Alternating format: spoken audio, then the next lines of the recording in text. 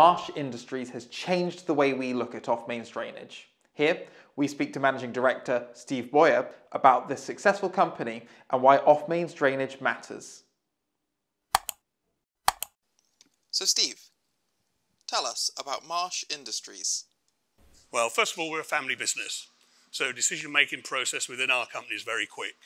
We don't sit here talking about one thing today, next month, further on, because probably the initiative will move on further.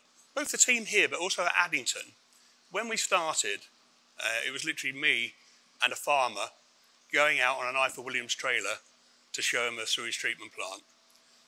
After 2 years, we started to actually manufacture the plants in-house, and the very first people who joined me, and Andrek and Krejnek are my right-hand people at Addington. Andrek has been with me nearly 14 years. We met at a car wash, and I promised him that he would work for me one day, and 2 years later, actually, he did. Krejnek joined him 2 weeks later, and they're still with me. One runs the factory. Andrek, who's actually here today, has made every single mould, has been overseas for me.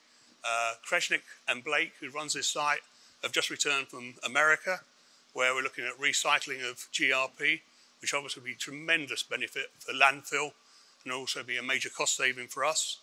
The initial 8 employees who joined me back in 2007 are still with me today. What's happening in off-mains drainage and why does it matter? Well, first of all, I'll explain what off-mains drainage is. It's everywhere where you haven't got mains drainage. So people say to us, like in housing, you must be booming because the housing market. That may not really be true because many of our properties are in rural areas, brownfield development. So the main drives at the moment for us as manufacturers in the UK is very much environmentally based, whether it be sewage treatment or water treatment for car parks, storage, or for pump stations. We're all looking now to the next stage of development, and this is a really good example. This is a water separator or oil separator. The standard for this really is a thing called PPG3. Now that's been outmoded because that was actually done 16 years ago, and we have a standard called EN858. That's the standard that builders merchants will be used to. EN858 says a hydrocarbon separator or oil separator must only allow less than 5 milligrams of hydrocarbon pollution into the outlet, which would go into a watercourse or river. At 5 milligrams, you can taste it, feel it, smell it, see it.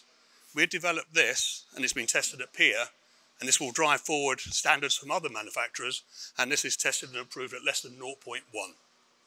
So that has no risk to the wildlife, and that then follows on really to developments into phosphate reduction, nitrates reduction, and ammonia reduction. We currently have a further plant being tested at PEER, which will bring the ammonia down to probably less than 1 milligram. Tell us about some of the new products you are developing and how they are helping your customers.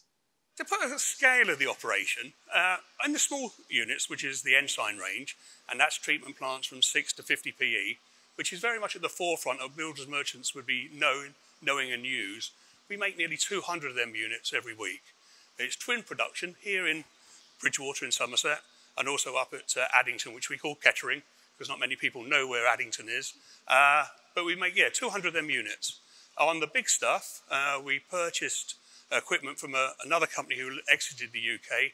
When we bought that equipment, it was in about 150,000. This site here in Somerset now will do just under 8 million this year. As we see here, we've got flooding in the UK. That actually means in many areas that the ground conditions are not suitable for either health and safety or just generally not being able to put a sewage treatment plant in traditional. So we've actually developed a sewage treatment plant that's only 1.6 metres high. So at that level, it means the ground worker can work safely, it can still be installed in a fairly high water course, and it keeps that work going. Similarly, we're looking at now noise pollution, because everybody's now looking about in the countryside wanting no noise. People don't want church bells or chickens, right? All our treatment plants are driven by compressors. We've had to reduce that noise, and we've introduced a new product called Whisper, and that's also been tested by WRC. She's not very good at all. As a company, to make sure we're at the forefront of product development, we actually now have over 18 European norm certificates.